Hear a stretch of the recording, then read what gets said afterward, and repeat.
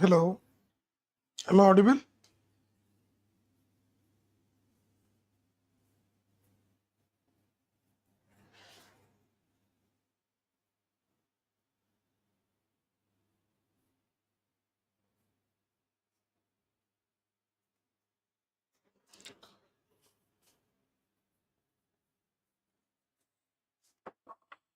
Okay, so am I audible to everyone? Yes, please.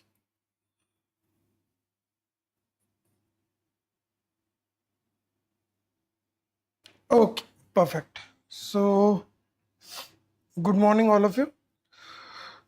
In the today's session of the conclave, we'll be dealing with one of the important aspects of the answer writing, that is the presentation. Right? In the previous session, also, we have seen the four core aspects of the answer writing, which are the first one being the content. Okay, this we have already dealt in our X factor notes, right? The second aspect is the demand understanding. The third, structuring. And the fourth is presentation,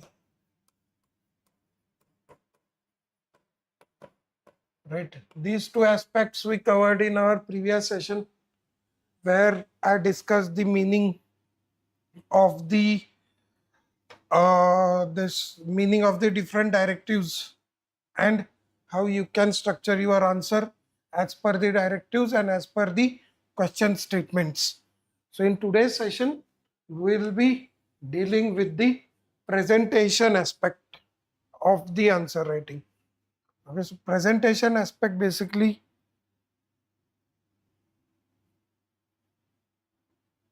okay. So as far as the presentation aspect is concerned, so apart from increasing the aesthetic appeal of your answers, it is the presentation and innovation which gives you that extra zero point 0.5 marks.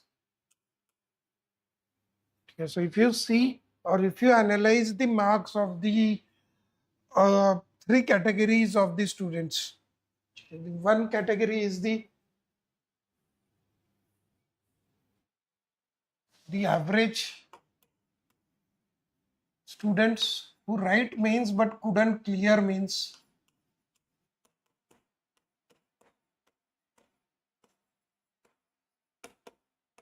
Second category is above average, who appear for interview or get 500 plus rank,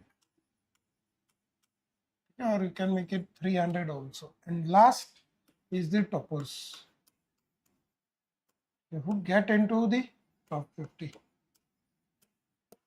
Okay.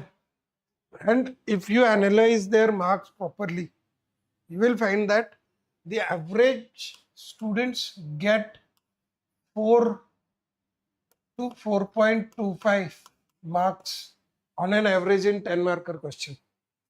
Yeah, the above average student get 4.5 to 5.75 or sorry 4.5 to 4.75 or 5, and toppers get 5.25 to 5.5 marks in the 10 marker questions.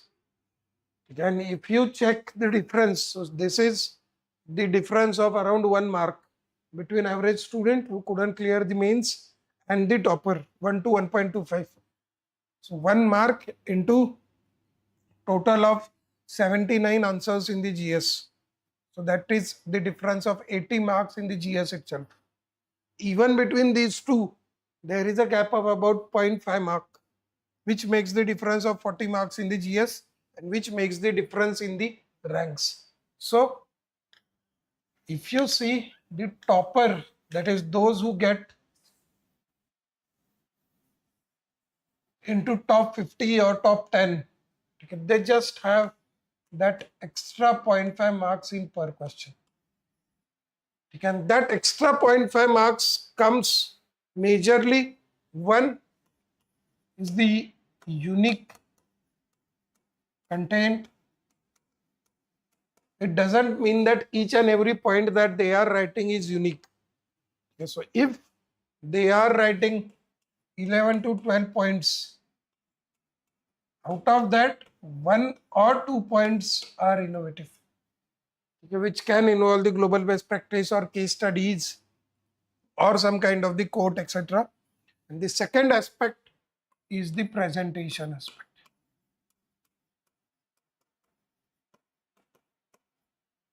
Okay. So the uniqueness, bringing uniqueness in the content is already covered into your expector.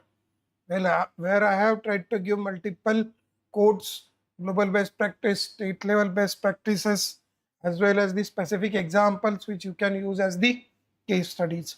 But for the presentation aspect, I will be giving you the framework. Using that framework, you have to try to inculcate that into your answer writing. Okay. So let's start.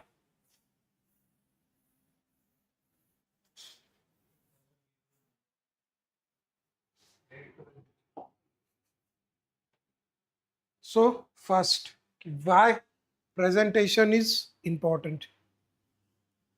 Okay, so as far as the presentation aspect is concerned, if you go into the theoretical aspect of it, it is important for making the first impression. Okay, so see, I am giving you a fact. The fact is, each and every paper of yours will be evaluated in maximum of 20 to 25 minutes. Okay. Secondly, the evaluators have zero accountability.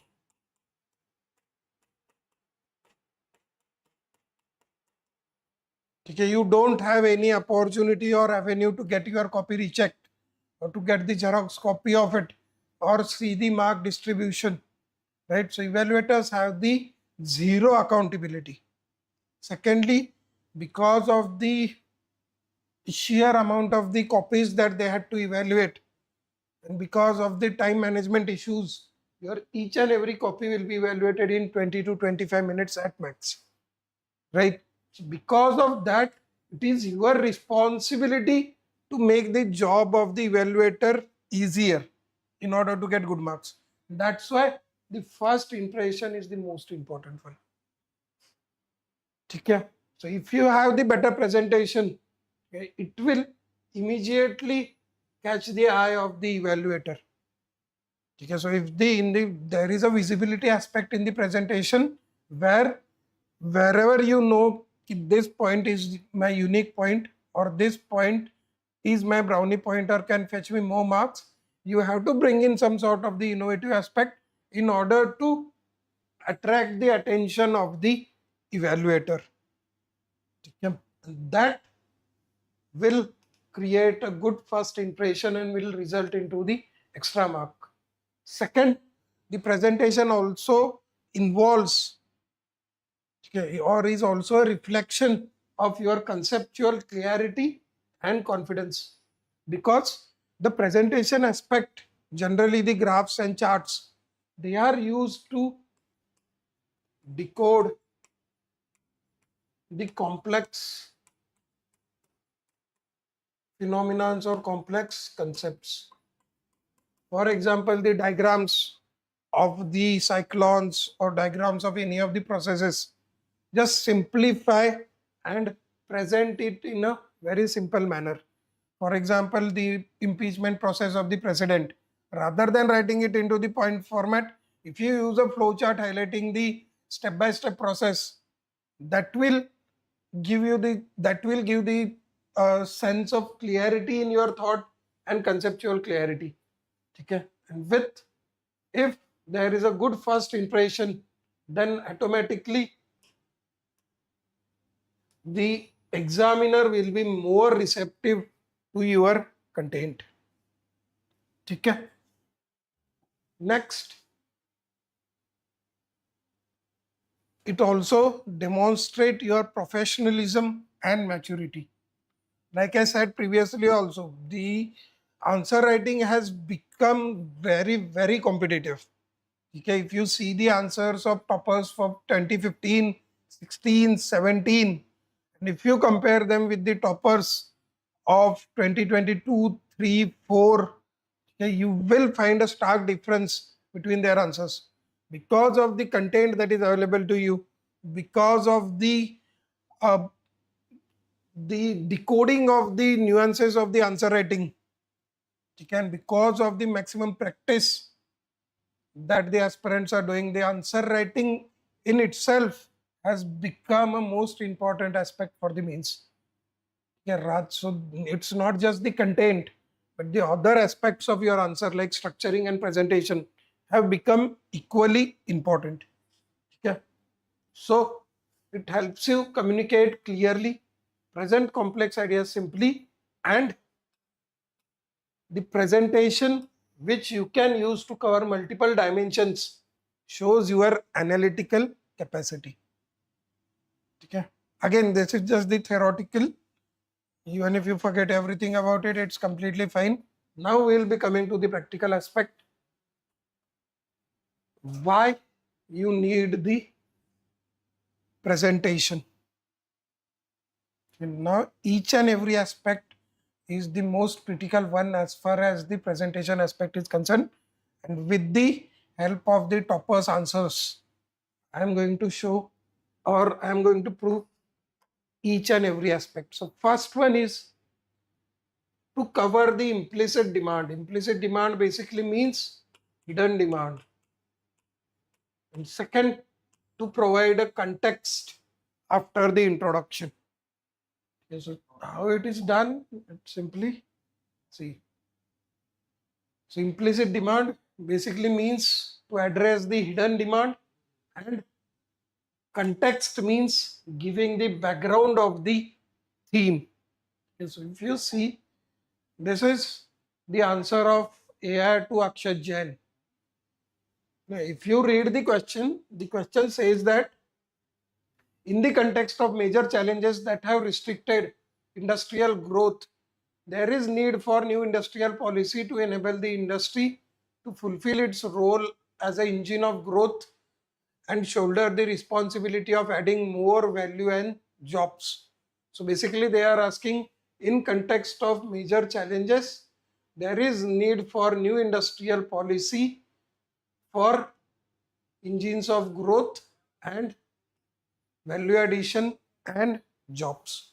So here in the context of major challenges, so basically they are asking the context. So after the introduction, he has simply used the flowchart where in one single page he was able to cover 1, 2, 3, 4, 5, 6, 7, 8 and 9 points.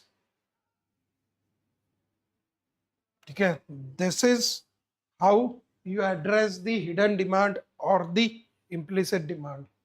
Some more questions. For example, again this.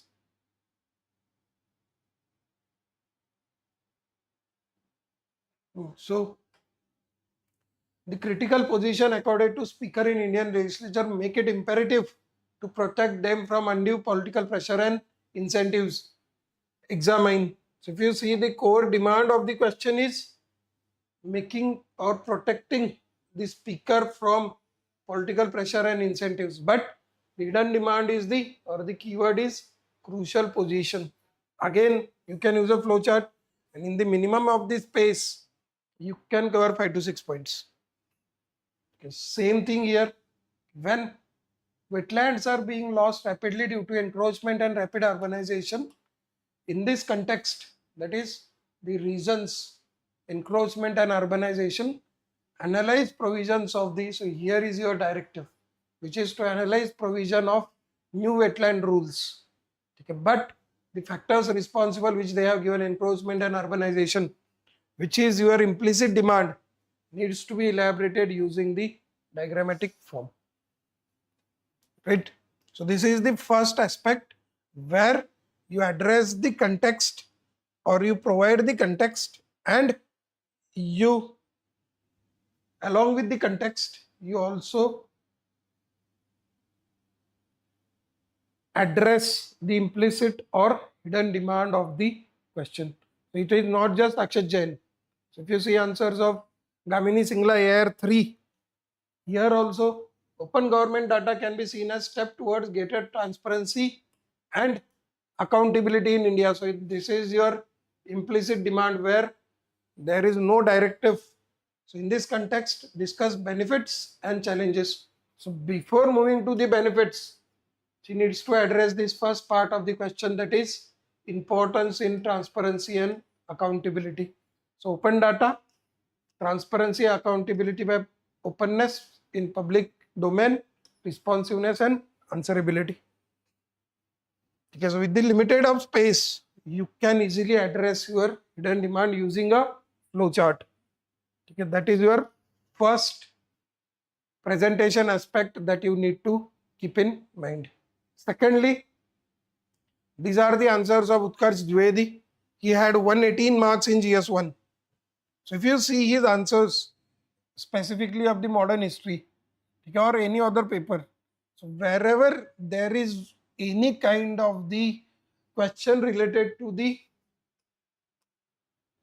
freedom movements, or any topic related to the modern history, before moving on to the core demand, after the introduction, what he simply did, he provided the background of that. So for example, this question is neither the mode of inception nor provisions of Government of India Act 1935 were agreeable to Indian opinion. Discuss. Right. So basically, the core demand of the question is to highlight the issues in the Government of India Act 1935. But what he did, before moving on to the core demand, he provided the context or the background, that is events leading up to the Government of India Act 1935. This is civil disobedience movement, Gandhi-Irwin Pact, Round Table Conference, MacDonald-Pune Pact, right? So this is the chronology of the events that he highlighted. Similarly, on the question on Quit India movement, again after the introduction, events leading to the Quit India movement, and he has provided the chronology. So this kind of the innovation, again it is not the demand of the question, but this kind of the innovation or uniqueness catches the attraction of the evaluator. And this also shows your understanding of that particular topic.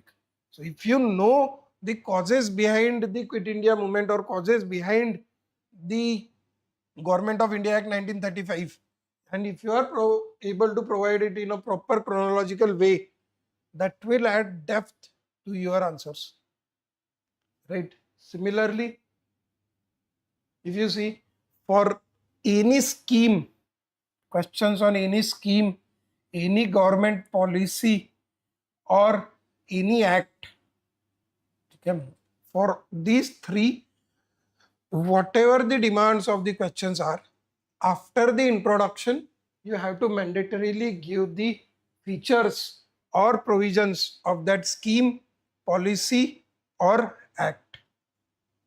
Okay, this is the answer of Air Force Smruti Mishra.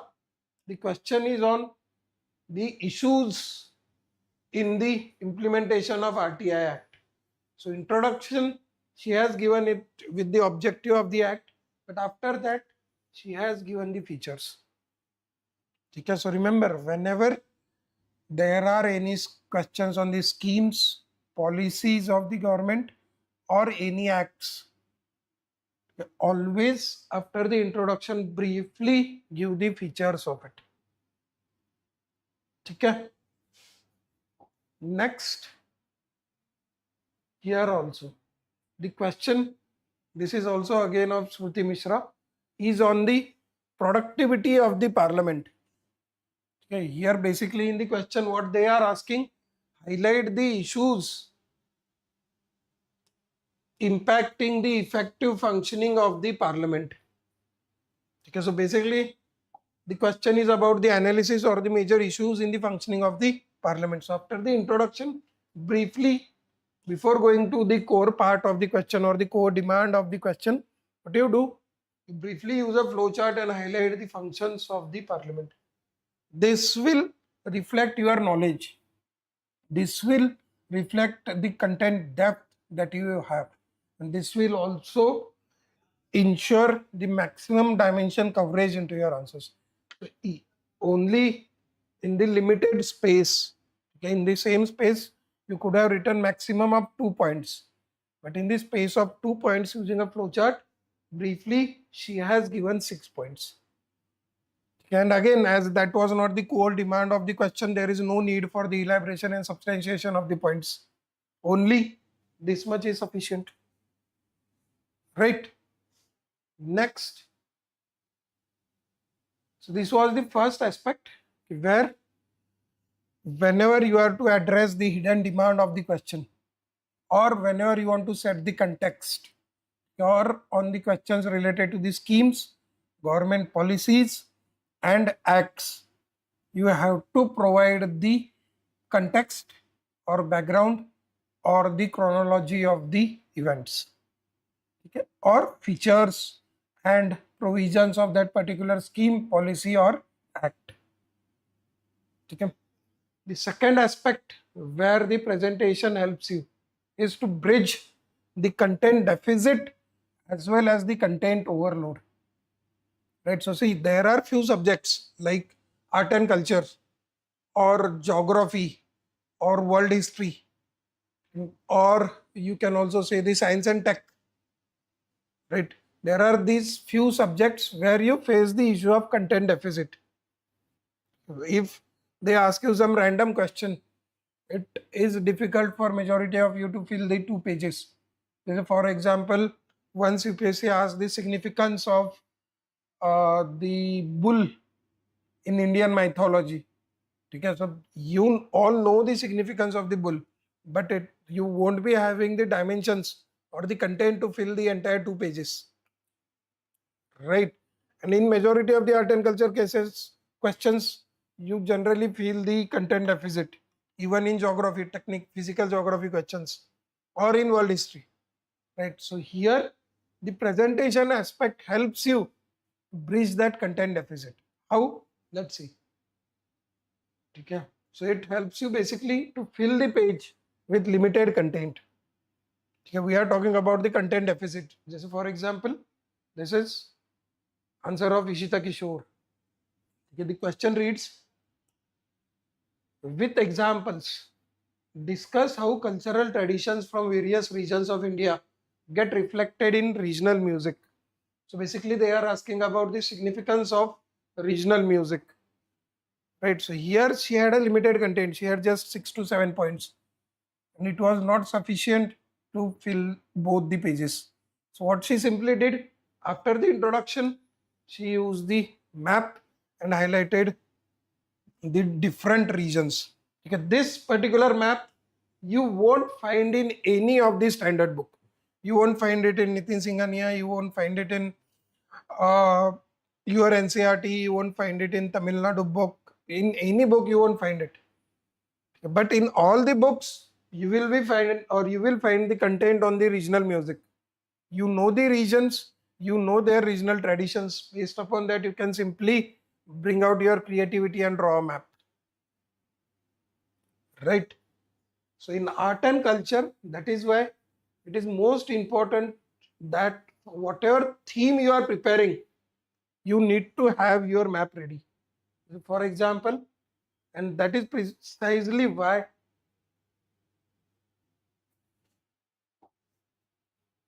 in our X Factor notes on ancient medieval and art and culture, what we have done is the whatever topic we are covering, we have tried to provide you one ready-made map. So in case there is time crunch or in case there is the content deficit, at least your half of page will be filled with introduction and the map. So this is Mauryan Empire.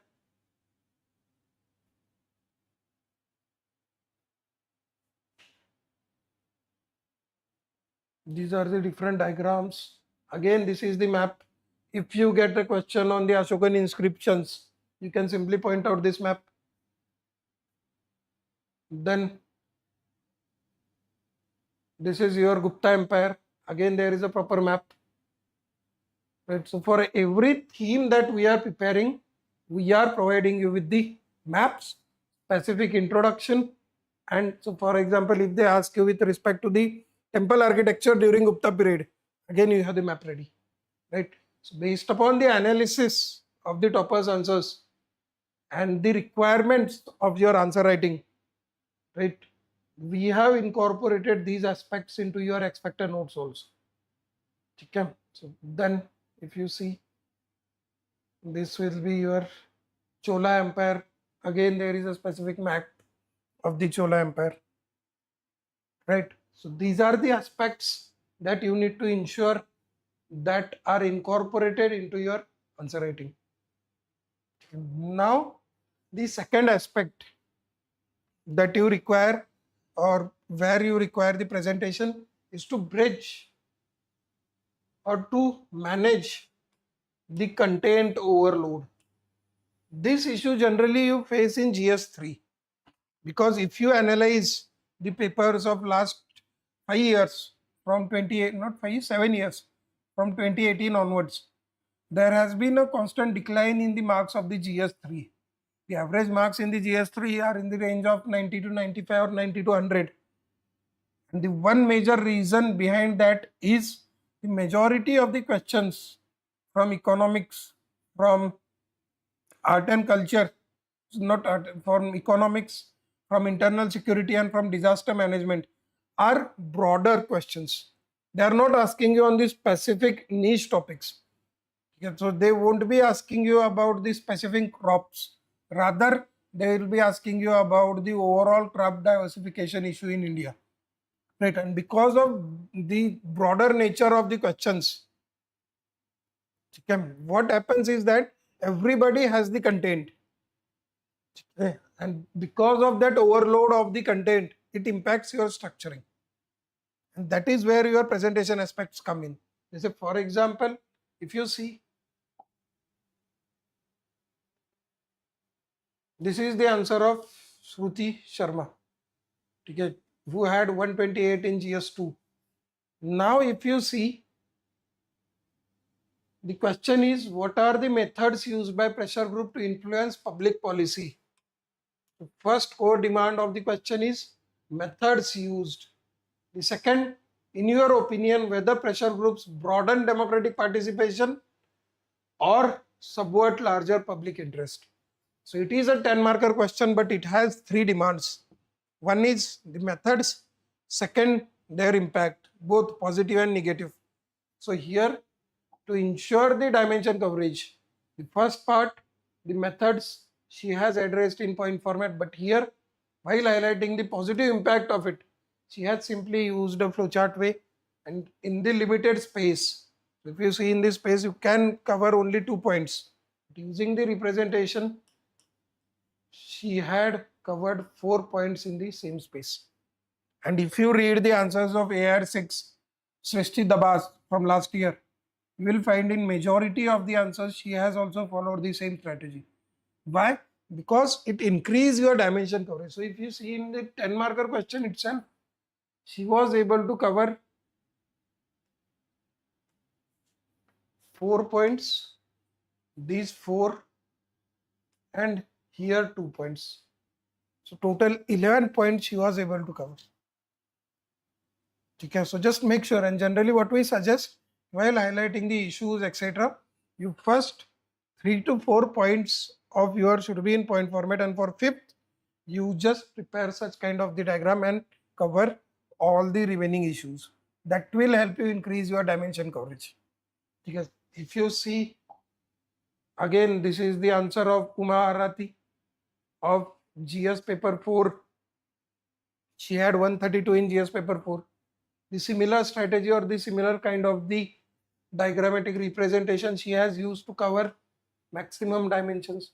So impact of the greed on individual and society. Okay, so greed is bottomless pit which is harmful not only for self, that is individual, but entire society. So this is greed, right? And then she has come to the way forward. Similarly, if you see, this is Gamini Singla. in the 10 marker question itself. So first, India has an opportunity, efficient supply chain and right marketing strategies. So opportunity to become leading supplier. Then challenges, the 3 points she has addressed in the point format. But for the fourth marketing issue, because of the space, she has used this format, and in this space of 1 point, she has written 3 points. Okay, this is the structure that we suggest. That if you have 7 to 8 points, yeah, so to better manage the space, what you can do, you write your first 4 points in the point format. And then for the fifth point, you use the broader subheading and cover your other points. Or simply, what also you can do is simply use other issues or other benefits, whatever, and simply use a flowchart. This you can find in the answers of Srishti Dabas in multiple answers. Okay, in yesterday's session itself, we have talked about the total dimension coverage that you need into your answers. So for 10 marker, topper writes 12 to 13 points, and in 15 marker he writes 16 to 18 points. So to ensure that level of the dimension coverage, you need to have the hold of the presentation. Okay, similarly, she has provided 6 points using a flowchart. So if you see in the 10 marker question itself, a dimension coverage was 1, 2, 3, 4, then 5, 6, and 3, 9, 10, 11, 12, 13, 14, 15. So in the 10 marker question itself, she was able to write 15 points. Right? This is how you integrate your structure and presentation. Again, if you see, this is the answer of Shakti Dubey. Okay, if you see her answer also, if you read the question, probity in governance, again she had the highest mark in ethics. She has 141 marks in ethics. So if you see, probity in governance is vital requirement for socio-economic development, without which no real progress is possible. Discuss and support your answer with suitable examples. Right? So basically, the first part, probity vital for socio-economic development, lack of probity leads to, and she has written 1, 2, 3, 4, 5, 6 points. Here she has written 6 points, and then importance of probity or the probity leads to, here she has written 5 points. Right? So this is how you ensure the maximum dimension coverage. Okay, again, if you see the answer of this was again Garima Singla, AR3. Here also, if you see the awareness of cyber threat. So the question, despite geostrategic instability in region and lack of awareness of cyber threat it faces, India has made only modest progress in developing its policy and doctrine of cyber security. So geostrategic instability of the region, point format, awareness of cyber threat, again a diagrammatic representation, where using a flowchart she was able to write 3 points in limited space. Again, here also, with respect to the institutional issues, same format here also. And then at the last page, the core demand, only the modest progress, where she has addressed it in point format. So again, if you check for a 15 marker question, she has covered 1, 2, 3, 4, 5, 6, 7, 8, 9, 10, 11, 12, 13, and 7. So total 20 dimensions she put in 15 marker question. Again, that's precisely the difference between AIR 3 and AIR 300. Okay, any other aspirant or the average or the interview given aspirant would max would have written 15 to 16 point in this. Okay, but with again map and the presentation, okay, or the creativity, she was able to cover 20 dimensions in the answer. Okay. Next, again, if you see Shakti Dubey, so misusing of benefits intended for weaker sections of society leads to various moral consequences. Discuss and how can such misuse be prevented. Okay, so again, so misuse of benefits for vulnerable sections. So benefits for weaker sections, she has given the list, and misuse because of lack of checks and balance, exclusion, inclusion error, corruption, and lack of proper data. So if you see in the half or the 3/4 of the page itself, she was able to cover 7 points or 7 dimensions, right? And then she had come to the core aspect of it, that is the moral consequences of it. Okay, and then the way forward, again using a diagrammatic representation. So if you see in the 10 marker question itself, here she has written 7 points, here 6 dimensions, and here 6 dimensions. So in a 10 marker question itself, she was able to manage 19 dimensions, and that is why she is AR1. Okay, where in ethics, in 10 marker theory question, she was able to bring in 19 dimensions. And again, if you see the structuring of her answer, she has addressed each and every keyword that is given in question. Jaise misusing of benefits intended for the weaker sections. So here she has addressed the benefits intended for weaker sections. Jaise legal benefits, constitutional benefits, institutional benefits. Then the misuse of it. So reasons behind misuse are the corruption, lack of checks and balances, okay, inclusion, exclusion error, lack of data. Then leads to various moral consequences. This is a part of the moral consequences of misusing. And last, how can such misuse be prevented? That is way forward. This is her way forward. So if you see, this is how you address a question comprehensively.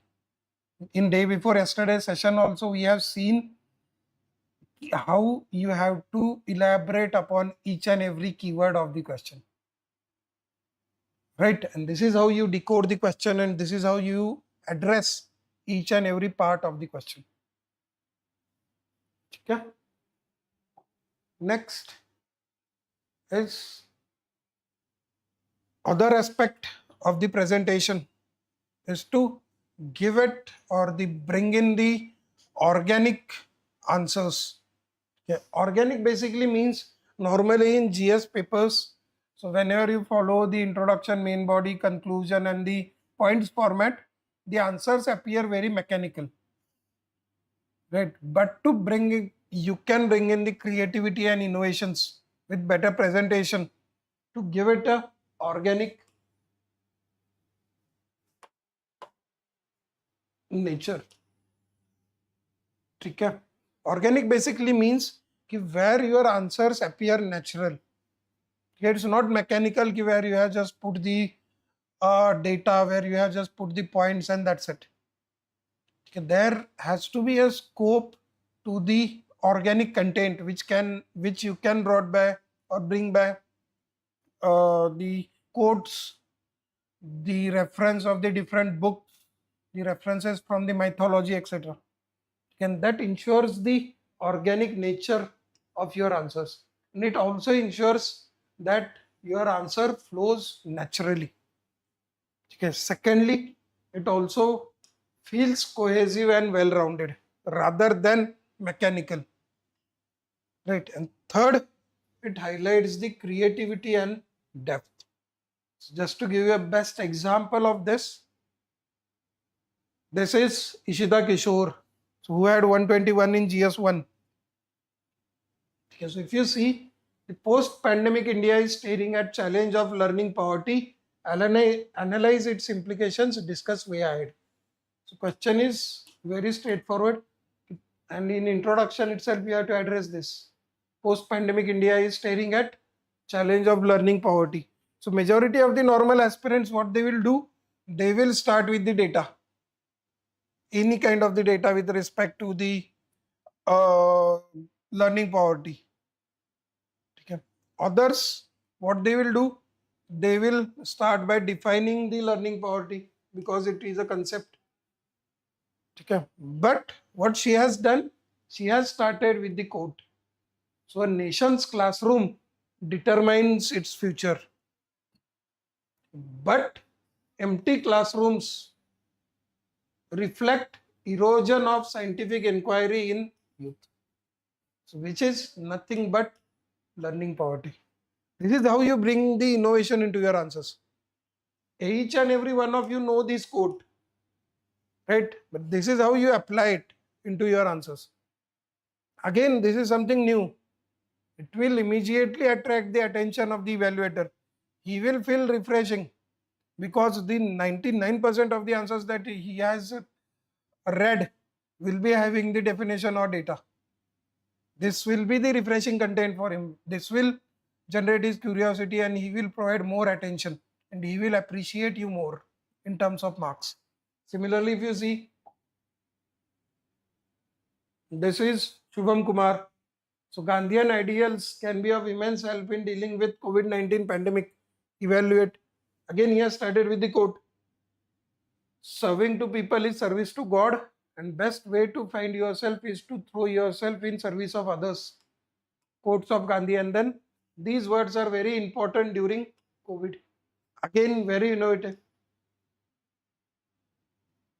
Right, majority would have started with Gandhi's philosophy of Swaraj, or Gandhi's philosophy of non-violence, or Gandhi's philosophy of service and trusteeship. But we have started with quote.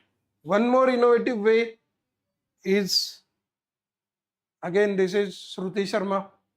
Again, she has started with the quote of fear. Right. But one that I wanted to highlight was this one. It was in, it is not GS4, she has 108 in GS3. Okay. If you see, the question was from GS3, technological interventions envisioned under AgriStack will help in increasing the income of farmers and improving the efficiency of agriculture sector by creating seamless digital ecosystem. So basically the micro theme is agriculture technology, right? It is in GS3.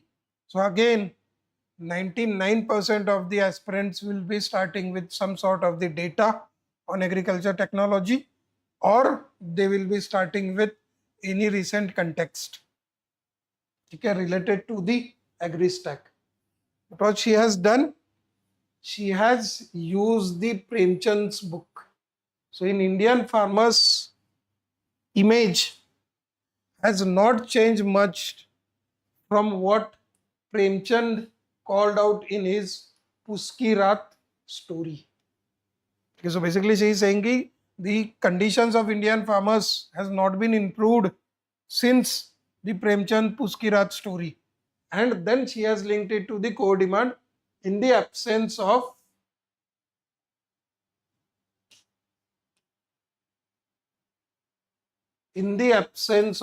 technological revolution.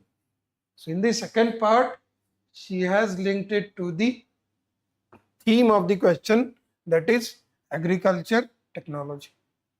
The same approach was followed by Ishita Kishore, where she used the quote, nation's classroom determine future, and in the second part, she linked it with the theme of the question, that is post-pandemic India learning poverty.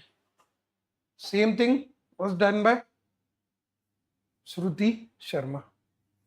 Right. So out of the 20 answers that you will be writing, if you can bring such sort of the innovations in 2 to 3 questions, that will add that refreshing value to your answers. Okay. Again, the similar This is the Quit India movement where he used the quote, right? Then this is of Smriti Mishra. This is, I think. Okay. Next, I'll be sharing this slide. You can use this slide. The next aspect of the answers or the presentation aspect, which will help you in establishing the interlinking between the concepts. So basically, in many of the questions of UPSC, specifically in the social justice part and in the ethics part, they generally ask you the dynamics between or the relationship between any two of the concepts.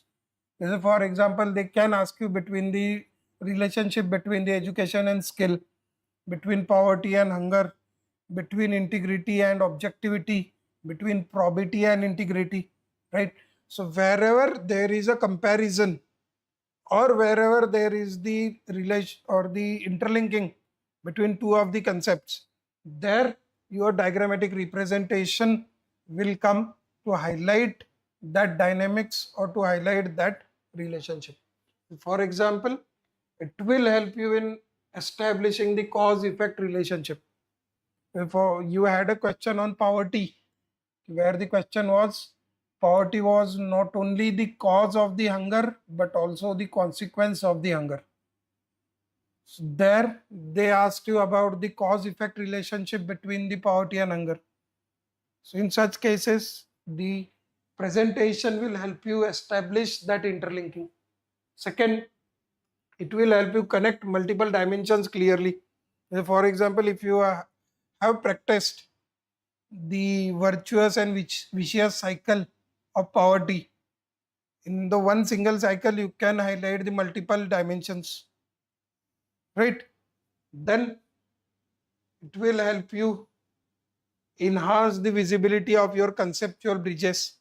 That is basically again establishing the complex relationship between the two concepts into the simpler form, right? And last, wherever you are using a temporal approach in your answers, there you can use a better presentation. I will show you how. Just for example, again, integrity is the choice between what is convenient, what is right. So all the three components of integrity, they had the Smriti Mishra has highlighted the relationship between these three. This is Shubham Sharma. Okay, so increasing participation of people in governance and easy access to information leads to good governance. That is basically what they are asking. Participation plus access to information leads to good governance. Again, he has established the interlinking. Right. Similarly, this by Shruti Mishra only.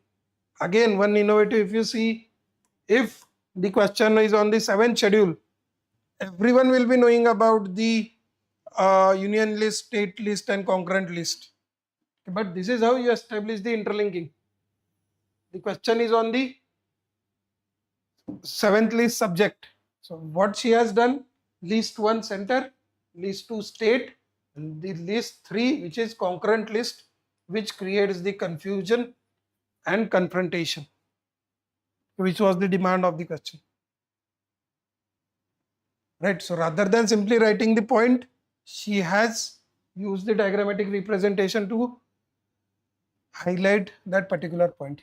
Again, that will catch the attention of the evaluator, and he is definitely going to appreciate that. Right. Similarly, if you see, when writing the answer on the judicial checks, importance of the judicial checks. So judicial checks leads to better functioning of parliament and better quality of laws, which ultimately leads to stable and progressive democracy. So to establish the link between the judiciary and democracy. Okay, so this is where your interlinking aspect can be better reflected using the diagrams. And this is where the presentation will give you that edge of 0.5. Right. Next aspect where the interlinking diagrams are helpful are specifically in the organization related questions. So for example, with respect to pressure groups, with respect to self-help groups, with respect to the NGOs. Okay. If you get such kind of the questions, you can simply highlight their role using this, which we call the input output diagram. So this is with respect to the pressure group. So people provide input and support to pressure groups which lobby with government. So lobby and advocacy, which results into output in the form of public policy. And then there is a feedback mechanism. So this is your input output diagram for the pressure groups. Similar input output diagram you have for the NGOs. So people bring their grievances and needs.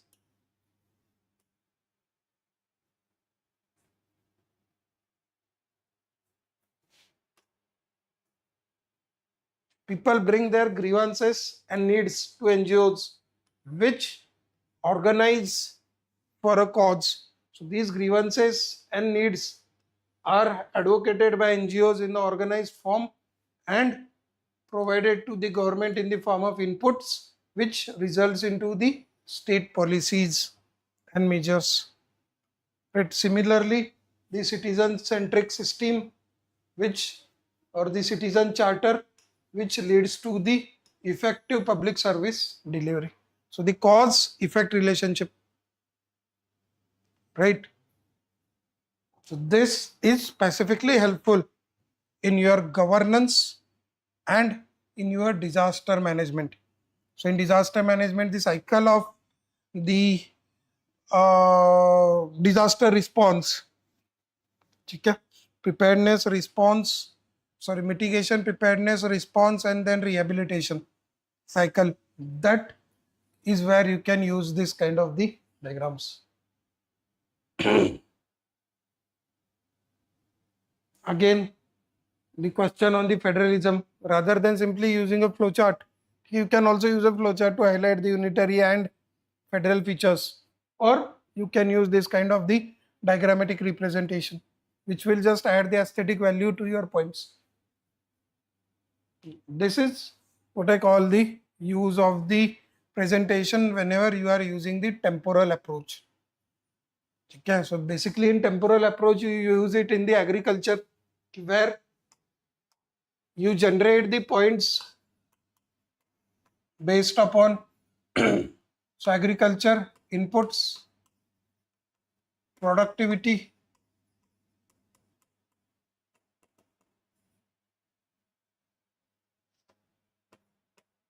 then marketing, and so in productivity it will be yield plus post harvest. This will be marketing, and last value addition. Okay, so if you are highlighting the point or addressing the points using these points or using these as your subheadings, you simply establish the interlinking between these concepts in this way, in the same way that has been done by the Shubham Kumar. Or if you are using the temporal approach in any questions in governance, where your points are as per, suppose the question is on role of NGO, and if you are using temporal approach, so role of NGO in policy formulation, policy implementation, policy monitoring and feedback, right? These three can be your subheading, and you can establish the interlinking like this, right? So in this, if you see the question, in light of persistence of various forms of violence against women in India, discuss ways in which issue can be addressed. Basically, various forms of violence in India, violence against women in India. He has used the temporal approach. So before birth, infant, childhood, puberty, married woman, old age. And simply he has written the points. He has established the interlinking or the evolution. Right. So with the limited space, using the presentation and dimensions that he has covered, So total in single page itself, he has covered 12 dimensions. Right? So this is how you bring in the innovations into your answer. So now remember, whenever you are using a temporal approach, there you have the scope to use this kind of the diagram. Okay. Next is again, this is the circular diagram which every one of you know with respect to the vicious and virtuous cycle. It can be used in social justice and it can be used in ethics. Okay, normally what I suggest specifically is in each of your answer of the social justice there has to be at least one circular diagram. In society also you can use this kind of the diagram. Okay, this is Gamini Singla, this is Shakti Dubey. She has used it in the environment also. So global warming opens new world of opportunity in Arctic region. Okay, so again she has utilized the circular diagram. Global warming, increase in temperature, melting of ice of glaciers, decrease in albedo, more heat will be trapped on earth. Okay, again you can use it the flowchart also for that, right? But again, Shakti Dubey, attitude shapes our perceptions and intentions, but behavior is tangible expression of these internal states in the real world actions. So basically, question was on relationship between attitude and behavior. So she has used this flowchart to establish relationship between attitude and behavior. So first, belief, right? So personal belief, peripheral belief, core belief, which shapes your value system, right? Which decides your attitude, right? So attitude can be positive, can be negative, and attitude is manifested in the form of behavior. So this is how you clearly establish the interlinking between the concepts that have been asked in the questions. Right? When the evaluator will see such kind of the diagrams establishing the interlinking, he will automatically understand the content depth or the conceptual clarity that the candidate possesses. Without conceptual clarity, you can't draw this kind of the diagrams. And even if you have the knowledge, if you don't work upon brainstorming and thinking about bringing these dimensions into your answer, so even with your having a content and conceptual clarity, you won't get good marks. Right? And that is precisely what differentiates with the toppers from others. It's not just the content depth that they have, but it also their brainstorming ability and the interlinking ability, okay, which they incorporate through the presentation. Okay. Next,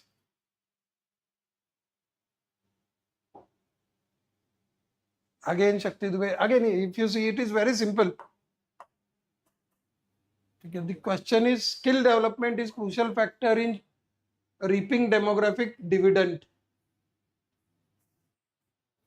Okay, that is the first statement. And then the second part is talking about national education policy. So first statement is talking about relationship between skill development and demographic dividend.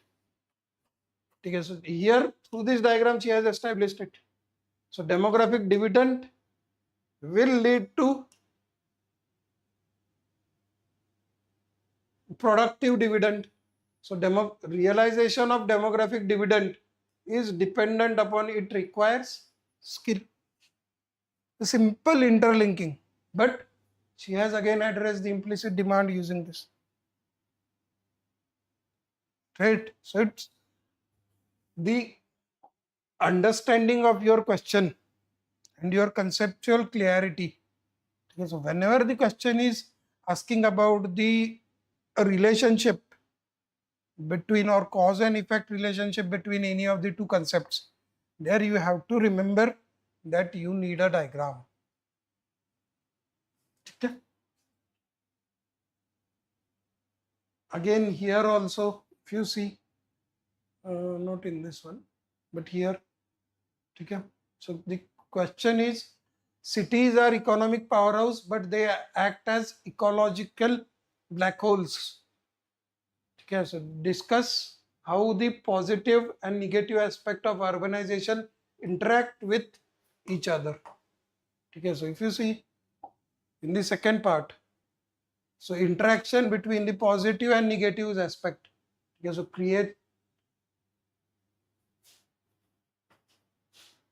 creation of large industries. Okay, for example, Bengaluru IT hub leads to employment opportunity, India knowledge economy. Okay, this is positive relationship, but negative impact, growth of houses and offices, which again create concretization, absence of green spaces, vehicular emission, SO2, NO2, causes acid rain, global warming, negative impact. Right? And again, the second negative impact. And if you read these points, you just read these points, these are not very unique or content heavy points.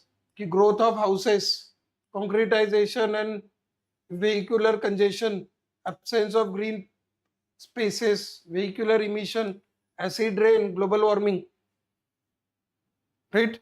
These are the general points only. But it is how she has established the interlinking between them makes them the brownie points. Okay, if you want, you can read the answers of Animesh also. Okay, he has also done the similar way. Right? So here also the question itself was asking between the interaction between them, discuss how positive negative aspects of urbanization interact with each other. That is relationship between these two. Again, you have to highlight that using the diagram. Okay. Next, the use of the diagrams and maps. This is a pretty simple one. Only thing I want to add few of the points.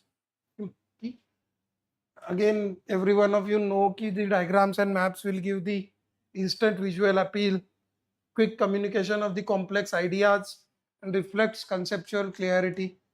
Just remember these three aspects: the processes, models, and your systems. Okay? You need the proper diagrams to elaborate upon these aspects. For example, processes as in the mechanisms. Okay, so the every technical questions from geography, then from art and culture, from science and tech, from internal security, okay, wherever there are the mechanisms like the different aspects of the cyber crime, okay, phishing or all those. Then about the in geography, it will be about the cyclones, temperate cyclones, tropical cyclones, okay, or with respect to acid rain, whatever the mechanisms are there, okay, for any of the technical concept, you need a diagram to explain that mechanism. Okay, wherever, for example, you had a question on Purvaiya. Okay, so it was related to the monsoon. So in that also you need to specifically explain the mechanism of Purvaiya through the diagram. So here diagram would be a basically map of India where you will be highlighting the direction of the winds to explain the concept of Purvaiya. So here if you see the answers, not this one, this. For example, when the question was on stupa and the pillars, this is how, or this is the preciseness with which he had drawn the diagram. Okay. Second aspect of the mapping. So in the mapping also, the most important aspect in the diagrams and maps is the detailing. And second aspect is the relevance. Okay. Detailing as in each and every map that you are preparing, there has to be the details filled into it. सिर्फ India का पूरा map निकाल के if you are showing just one place, Okay, then that won't be of any use. If you are drawing a map, it should be detailed, it should highlight the multiple aspects. Okay, at least 5 to 6 points should be highlighted into your map. Second, for diagram also. Okay, so if you see the map drawn by Shubham Kumar, see the level of detailing that he has brought. Again, two important aspects that you have to incorporate into your answers are this: showing the direction and map not to scale. In each and every map, you have to write that. And again, the level of precision that he had brought into your answers and the naming of it. Right? Similarly, if you should see this here also, each and every part has been properly named.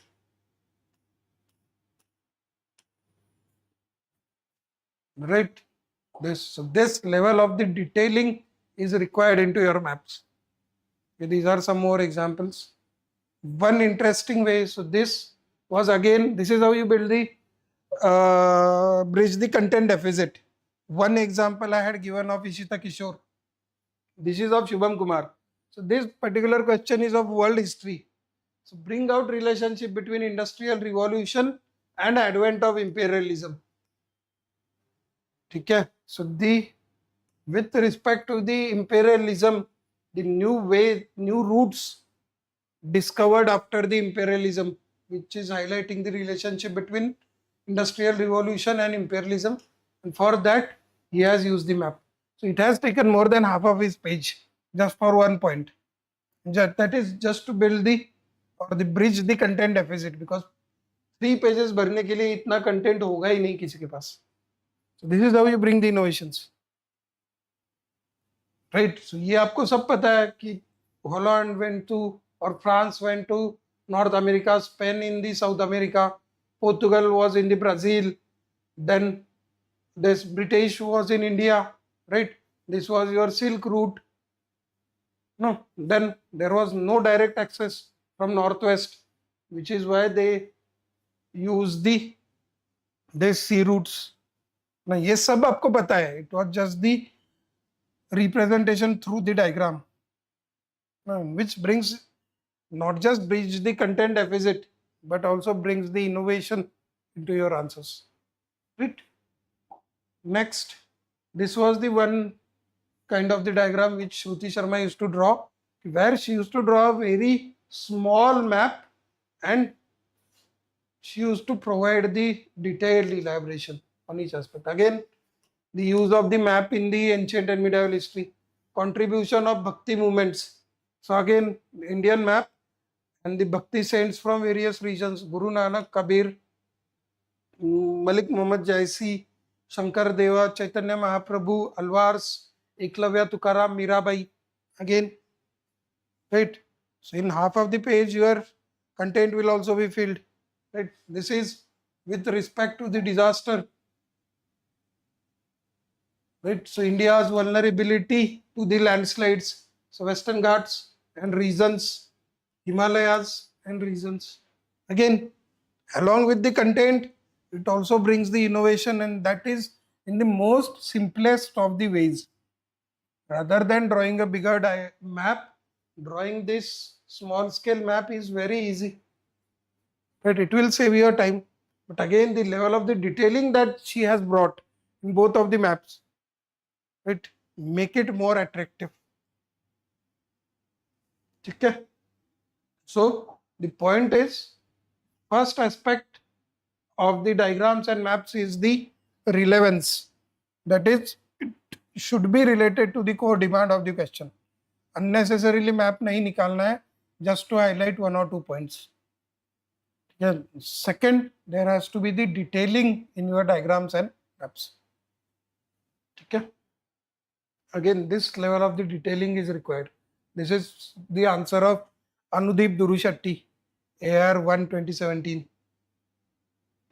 Last is the charts and graphs, specifically in governance part of GS2 and economics and internal security part of GS3. This kind of the graphs or the charts that you require to highlight. This is the again bar graph. Shubham Kumar. Okay. Next, this is the India's energy basket. Okay. Then precisely to bring this aspect into your answers in every topic of the economy or the internal security, what we have tried is we have tried to incorporate such kind of the graphs. If you see, this was on budget, so public debt, then again with respect to the fiscal deficit, these were taken directly from the budget document. Okay, so for while doing the economics or internal security or governance, yeah, so wherever you came across such kind of the graphs, you have to practice it, and you have to keep it into your mind that any question on the fiscal deficit or the fiscal policy of the government comes, I am going to incorporate this graph on the fiscal policy, right, or fiscal deficit.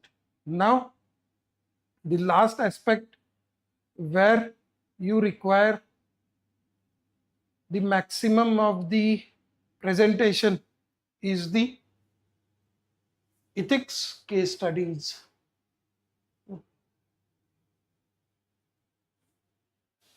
So in the ethics case studies, there are different ways in which you can improve the presentation and bring the what it can say, the innovation. Okay, first of all, you can use a bar graph to highlight your priorities whenever you are giving your course of action.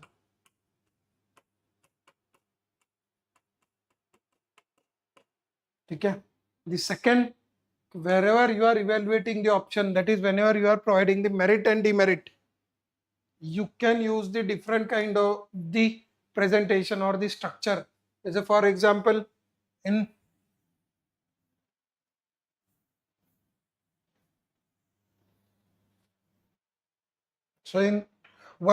one merit case study, you can use a table for merit and demerit. In second, you can use the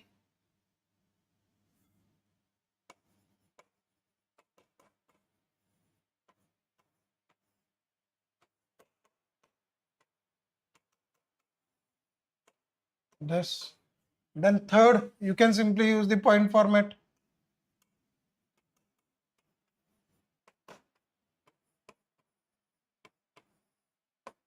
Okay, if there are only two options. So in this way, you have to use the different kind of the structures for your case studies so that your case studies doesn't become monotonous, because there are 6 case studies and each case study has 4 pages.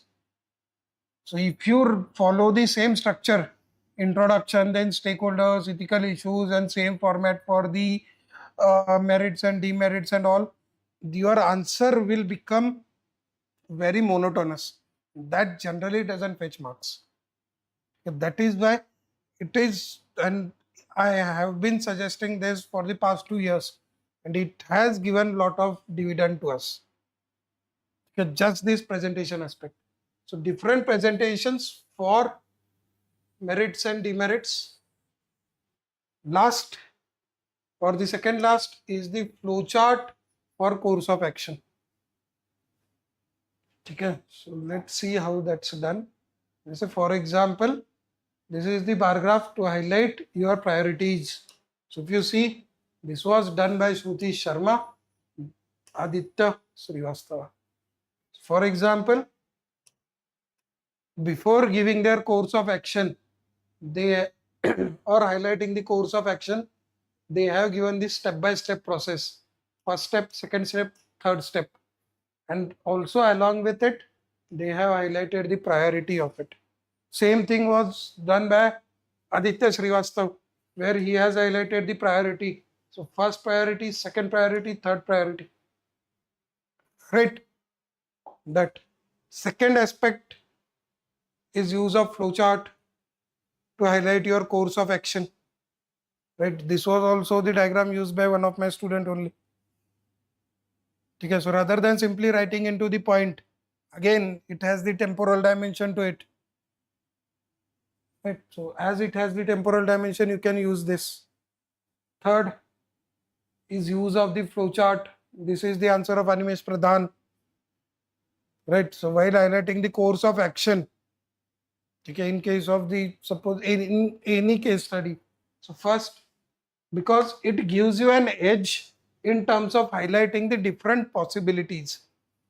Right, so the first step that you will be doing, confront the VP directly, then do not put allegation and just state about the discomfort. But if VP continues similar behavior, if he changes his behavior, then your issue is resolved.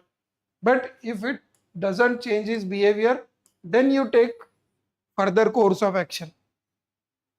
Right, so this flowchart gives you an opportunity to highlight the different options. Okay, next, again, this is the kind of flowchart that you can use for steps taken. Again, as it has the temporal dimension, you can again use this kind of the flowchart. Next is just highlighting the, again, this is only the innovative aspect only. It has nothing new to it. What he has simply done in the citizen charter related question, rather than using that Mayurbhanj charter, rather than using that as the example, just say here he could have simply written that point. Sorry, adopt best practices. An example, Mayurbhanj model. He could have written it into the point, but the value that he would have derived by writing that point would have been lesser compared to this. So rather than writing it as a point, what he has done, he has drawn a small box around the margin and then given it as the case study, the Mayurbhanj model of citizen charter. Now this increases the value of it because it catches the attraction of the evaluator. The evaluator may miss one of the point, but he won't be missing that particular box. Right, so whenever you are also writing any of the points in any of the GS papers, suppose you are putting global best practice, so rather than writing it into the point, make a box and write it. Again, that will enhance the visibility of your point. Right, this. Now the last part of the session is key things to remember. Now, as I have given so many of the insights with respect to the innovations, so don't get overwhelmed and don't think that the presentation will alone give you marks. Okay, so remember these three things. Your innovations has to be short. If you are drawing a map, don't take entire page. Okay, so innovative has to be short because if you increase the size of it, then your core content will be compromised. So in any answer, while giving the marks, the first priority is to content. So it carries around 60% of the weightage, not even 60-70% of the weightage. Then your structuring, which carries 20% of the weightage, and last is your presentation. Okay, so presentation or the diagrams shouldn't come at the cost of the content. Second, the simplicity. Okay, the purpose of the diagrams and purpose of the maps is to simplify the complex things. It's not to make simple things complex. Okay, so you have to keep that in mind. So whatever diagrams, maps, charts, whatever presentation aspects you are using it into the answer, it has to be self-explanatory. Okay, it has to be simple. ठीक है, simple चीज को complicate मत करो, because the purpose of the presentation is to simplify the complicated things. And third, like I said in the diagrams and maps, relevance is the key. Unnecessarily diagrams, graphs, flowcharts, not flowcharts, diagrams, graphs, maps unnecessarily nahi dalne. Until and unless there is a relevance, or if it is addressing any of the keyword of the question, then only you have to use it. Okay. Last, avoiding over innovation. कि पूरे का पूरा answer he you are writing it into the flowchart manner. ठीक है, you have to avoid that. Yeah. Is it clear? Yes. All the aspects of the presentation are clear. Any doubts? Yes.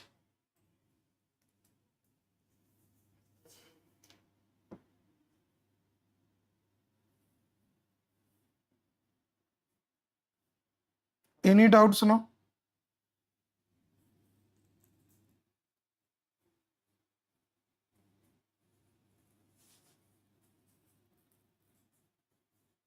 ठीक है?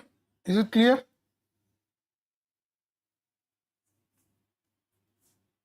Notes previous or new. So if you have already read the previous notes, if you have made any highlights, or if you have prepared your own short notes from those notes, you keep the same as your base material and just do the value addition from the updated material into your own notes.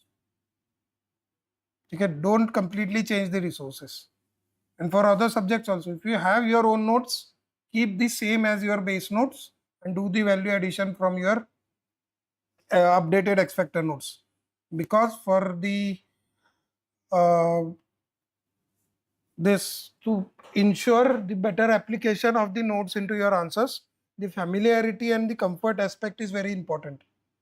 And if you are already familiar and comfortable with your notes, then continue with it. Just do the value addition. Okay, don't switch to the new one entirely. Okay, जहाँ पे you don't have the notes, you pick the X factor. Okay. Any other doubts? Yes. Perfect. So we'll end today's session. All the best. I'll be sharing this PPT in our group, and the X factor notes or ethics will also be uploaded today. Thank you.